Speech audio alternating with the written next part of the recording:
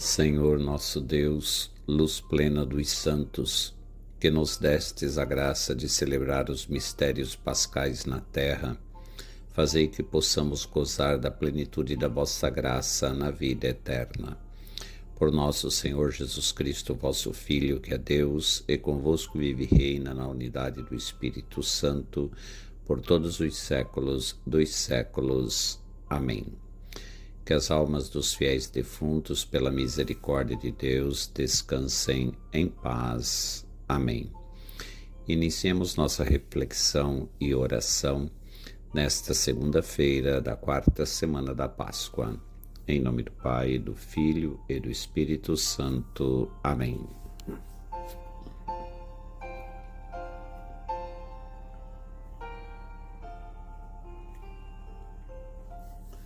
Senhor, que este momento de reflexão e oração, tão necessários para a minha vida espiritual, seja a respiração que permite que a vida do Espírito se desenvolva, atualize a fé na presença de Deus e de seu amor.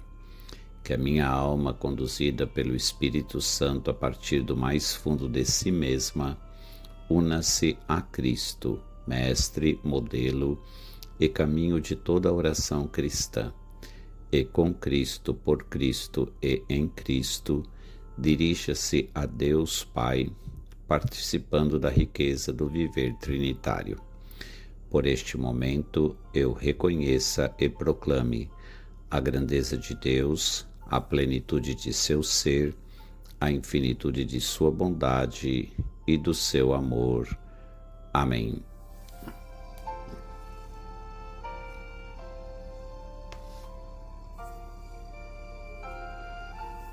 Meus irmãos e minhas irmãs, a liturgia de hoje nos coloca diante do livro dos Atos dos Apóstolos, capítulo 11, versículos de 1 a 18.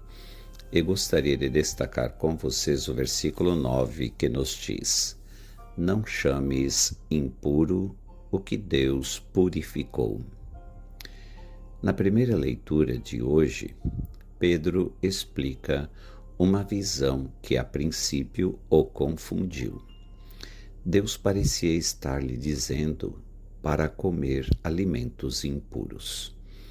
Mas Pedro diz a Tiago e aos outros líderes da igreja que agora compreende que a sua visão era muito mais do que comida.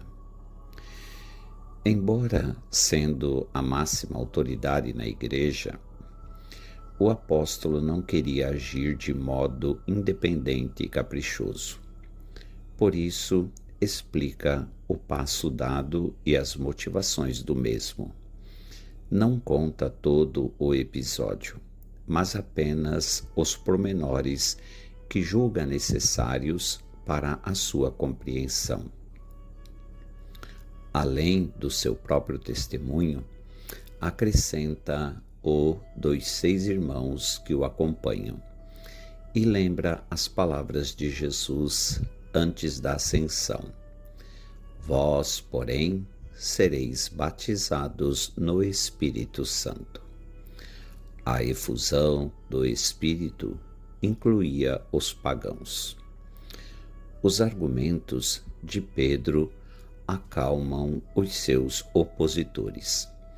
Estes reconhecem a ação de Deus e verificam que a penitência em ordem à vida também é concedida aos gentios, que não precisam de se tornar previamente judeus, nem de ser circuncidados e observar a lei.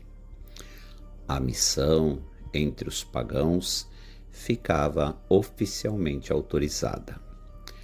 A ação de Pedro, que inicia a missão entre os gentios, uma vez aprovada pela Igreja, torna-se ação da própria Igreja. Mais ainda, sendo Cornélio um cidadão romano, Lucas também insinua a boa relação entre os primeiros cristãos e as autoridades romanas, a tolerância do Estado frente à Igreja, decisiva na história do cristianismo. Deus conhecia os desafios que surgiriam à medida que os gentios se tornassem crentes. Então ele deu a Pedro uma visão que pretendia amolecer seu coração para com o soldado romano Cornélio e abrir seus olhos para a obra do Espírito entre os gentios. O batismo de Cornélio, pagão, estrangeiro por nascimento, em relação ao povo judaico, e a explicação que Pedro faz do acontecimento levaram a comunidade dos cristãos de origem judaica a compreenderem que a Igreja de Cristo seria a comunidade universal de todos a quem chegasse a palavra de Deus e a ele se convertessem. Na verdade, eram Cornélio e sua família que Deus queria que Pedro não considerasse mais profanos. Ele queria que ele os chamasse de irmãos e irmãs, e que também tinham um lugar no reino. E porque Pedro obedeceu, toda a igreja foi transformada. Judeus e gentios uniram-se para viver como a família redimida de Deus. Deus usou a visão de Pedro para ajudar os cristãos a reconhecerem suas mentalidades imperfeitas e alinhá-los com sua maneira de pensar. Esta visão também lhes deu uma nova forma de se relacionar com o mundo e uma nova forma de falar uns dos outros. Tal como fez com Pedro, Deus quer ajudar-nos a reconhecer onde a nossa mentalidade e as nossas palavras são inconsistentes com as suas intenções. Ele purificou todos os que pertencem a Jesus. Mesmo que não nos demos bem com alguns crentes, devemos lembrar que eles, como nós, foram renovados. Eles também são herdeiros da salvação e nossos irmãos e irmãs em Cristo. O Senhor deseja ver nossos pensamentos e nossas palavras refletirem o amor expansivo em seu coração. Nossas palavras têm poder. A morte e a vida estão no poder da língua, conforme nos diz Provérbio capítulo 18. Temos uma enorme responsabilidade. Com as nossas palavras, podemos construir ou destruir. Cada dia nos oferece oportunidades para responder a esta escolha. Como você pensará e falará sobre os filhos de Deus hoje? Você pode usar suas palavras para encorajar, edificar e declarar o que Deus pensa sobre eles. Peça ao Espírito Santo para ajudá-lo a pensar como ele pensa sobre seus irmãos. À medida que sua mente for renovada, você achará mais fácil falar palavras de amor, um discurso que crie espaços de amor, unidade e cura. Senhor, purifique meu coração e ajude minhas palavras a edificar seu povo.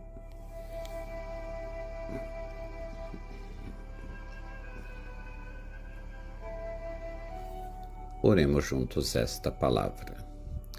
Ó Jesus, bom pastor, quando vezes também eu tenho medo de me deixar guiar por ti, preferindo outros pastores, querendo fugir ao teu rebanho, deixo-me envolver pelo rebanho dos que caminham sem rumo e sem esperança. Quanto sou condicionado pelo pensamento do ambiente que me rodeia.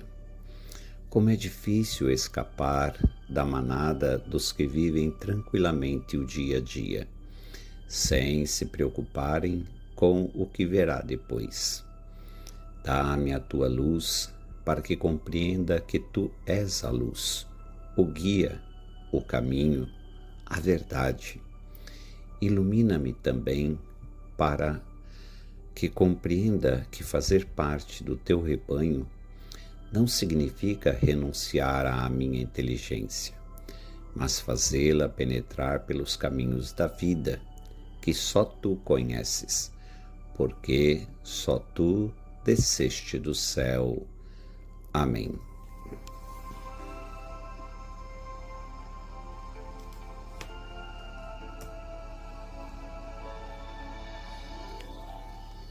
Elevemos a nossa prece ao Senhor da Messe por intercessão da Santíssima Virgem Maria, Mãe da Igreja, e do seu castíssimo esposo São José, para que nos conceda o Senhor inúmeras e santas vocações sacerdotais.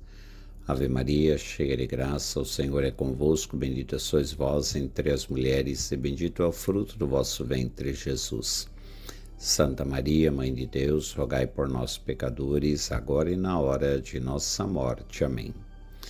Maria, Mãe da Igreja, rogai por nós. São José, rogai por nós. Por intercessão da Santíssima Virgem Maria, Senhora das Mercês, Mãe de misericórdia, Redentora dos cativos, o bom Deus te abençoe e te guarde. Pai, e Filho, e Espírito Santo. Amém.